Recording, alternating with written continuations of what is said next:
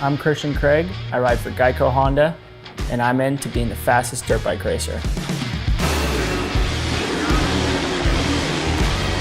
At first, I actually didn't like dirt bikes when I was little. I wanted nothing to do with them. And then when I got about 10 or 11, something clicked and I told my dad to get me a dirt bike, and since then, I haven't looked back. Growing up racing dirt bikes is a lot of fun. My dad was a professional supercross and motocross racer, so I grew up doing it, going to the races with my dad, and just fell into it. 2015 is when I got the first call from Geico Honda. Before then, I actually took some time off of the bike and stepped away and got actually a real job instead of racing dirt bikes. Just too many injuries, and so called it quits, went and got married. We had a little boy, and from right when he was born, something got lit under me to where I'm like, I want him to remember his dad by not giving up on his dreams. And I knew it wasn't too late to keep trying. Growing up, it's what you look up to and what you dream of being on is one of these teams. So I'll never forget that call.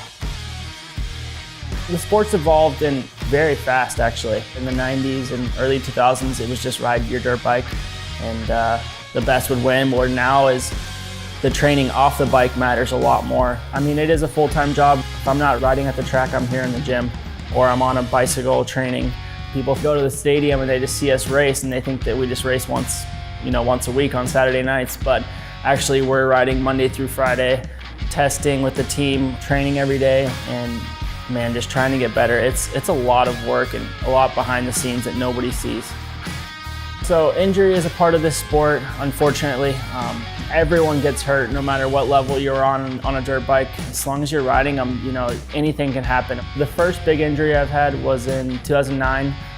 I was testing, getting ready for Supercross in 2010, and the bike shut off on me over a jump, and I ended up breaking my L1 through L5 in my lower back, and made me second guess a lot of stuff just because the bike shut off. And so that puts that in the back of your head.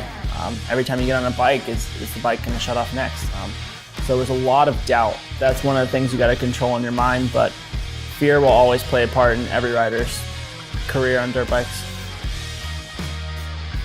So my wife thinks my job's pretty crazy, but she loves it. She has the passion that I do, and she wants to see me succeed as much as I do. A lot of my mindset comes from her, and she's the strength, that holds me and is there for me on my bad days, and as well as when I'm on the podium.